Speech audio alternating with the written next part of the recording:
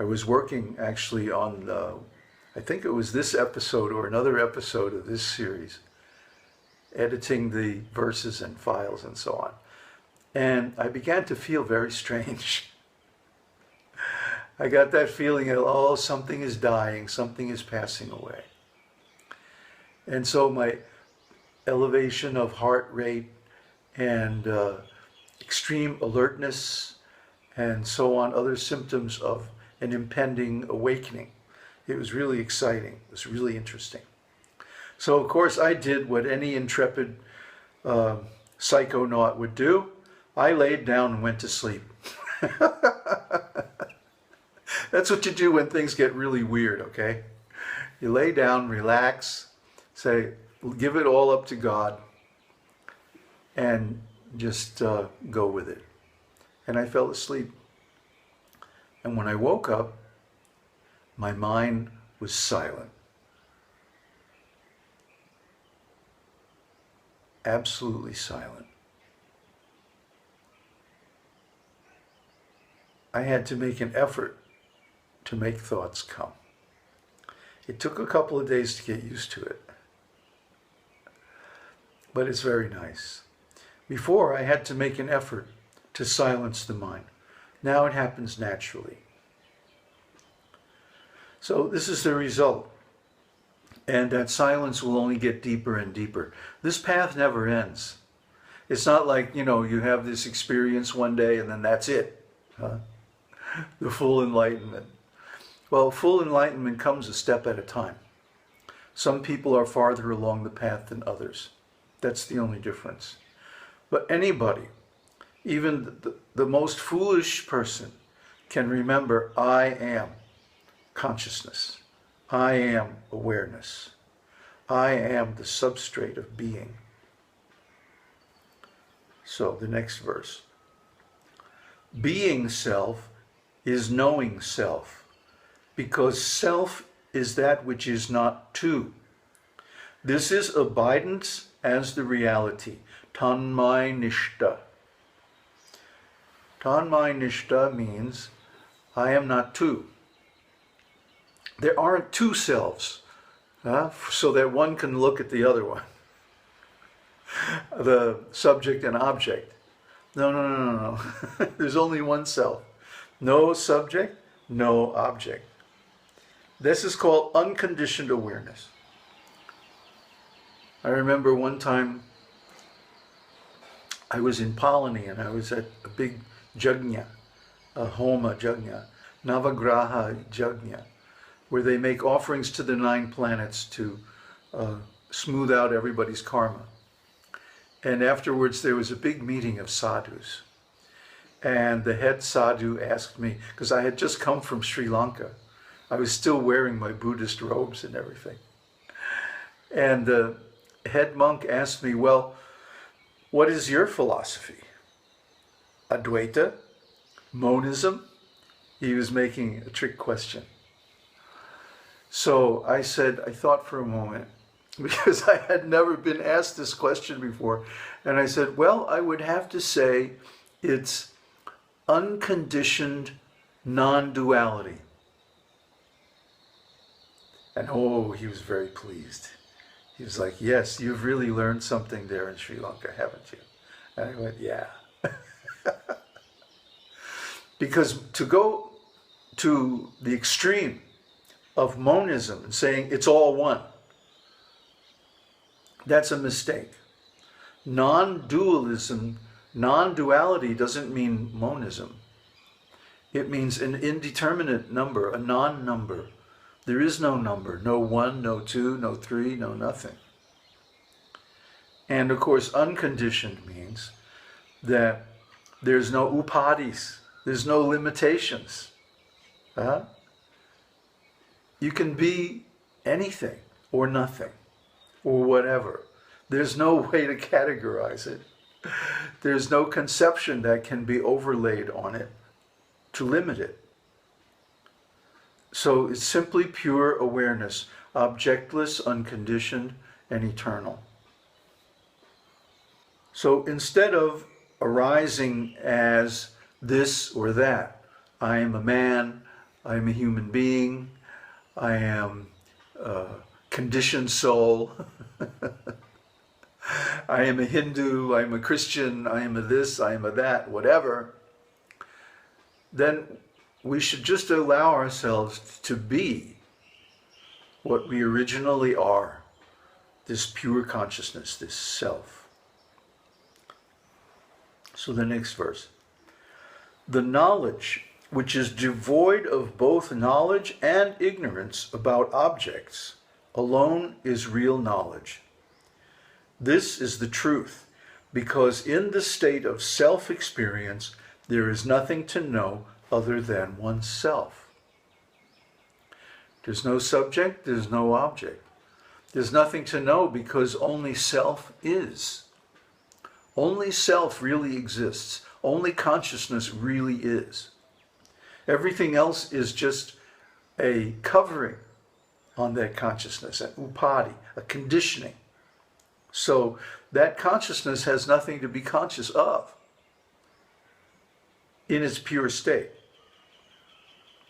So this self-experience, this is the primary experience. This is the primary knowing. This is perfect knowledge, or what does he say? Real knowledge, the truth, with a capital T.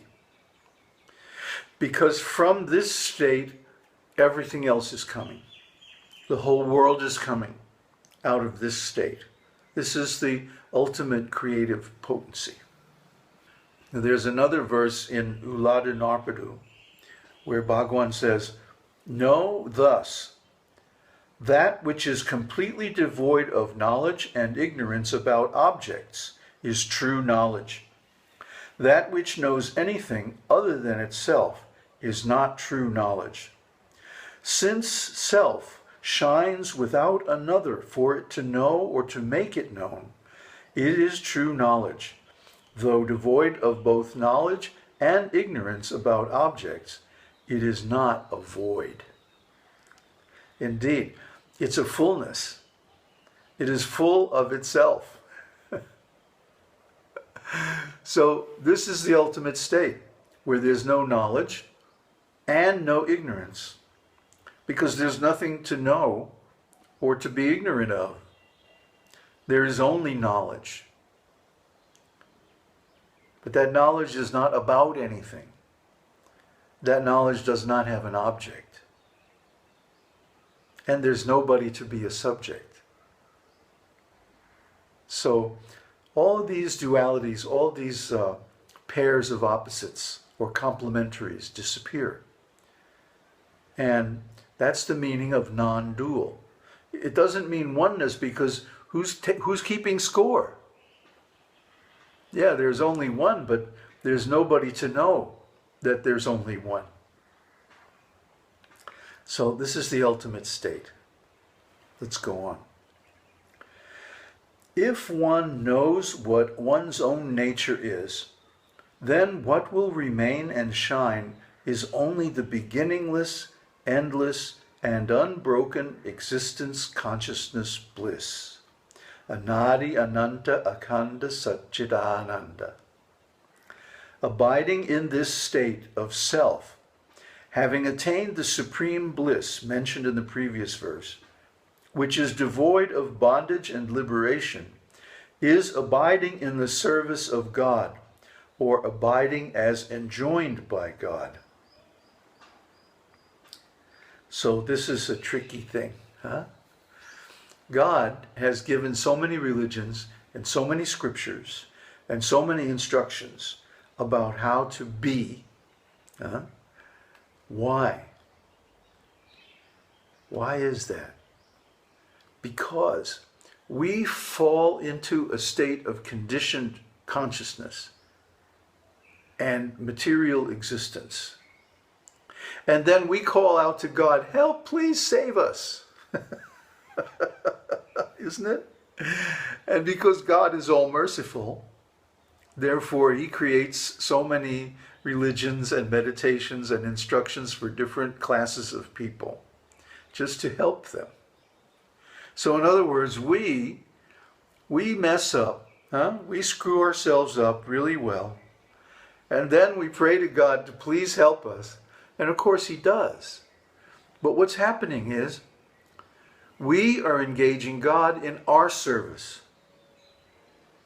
We are demanding, like a baby, like a foolish child, demands from his mother, give me food, give me this, give me that.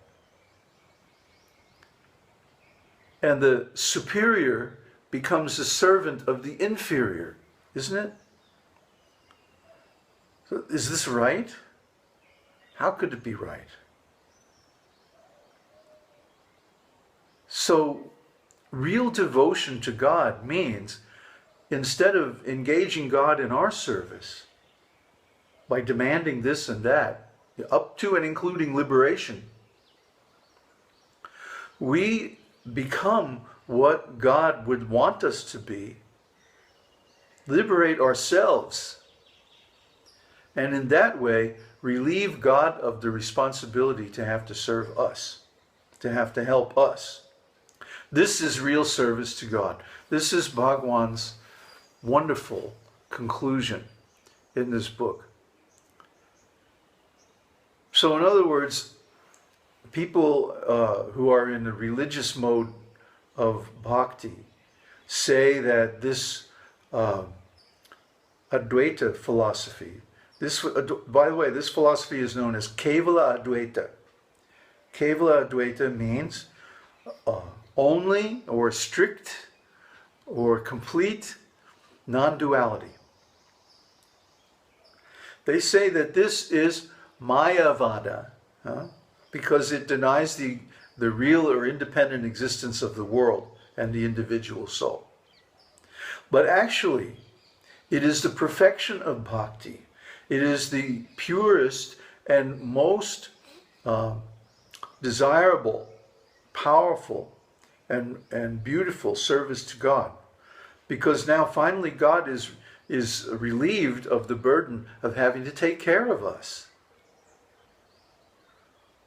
Can you see? Did you get it? This is Bhagwan's conclusion in Upadeṣa-unidyar. And I think it's a very, very wonderful conclusion. So finally, if one knows that which remains after I has ceased to exist, what is experienced then alone is excellent tapas. Thus said Lord Ramana, who is the Self. This verse was written by Murugana. But it's a fitting conclusion to this whole book, because the sense of being an individual apart from God, apart from the whole, is the source of all our problems. This desire to be separate. Actually, we become competitors with God. So I can create this whole world and I can enjoy it. It's mine. And I can be the controller, the Ishwara, and all like this. And we go into competition with God. It's really a crazy making business. No wonder we suffer. It's so wrong in every way. So when this finally ceases, when we finally give up this crazy notion to be a separate individual, then that which remains is the original consciousness and being. And that is nothing but self, nothing but God himself. So there's going to be one more episode where I talk about some of the conclusions and some of the ways to get it wrong. So thank you very much. Om Tat Sat. Om Harihi Om.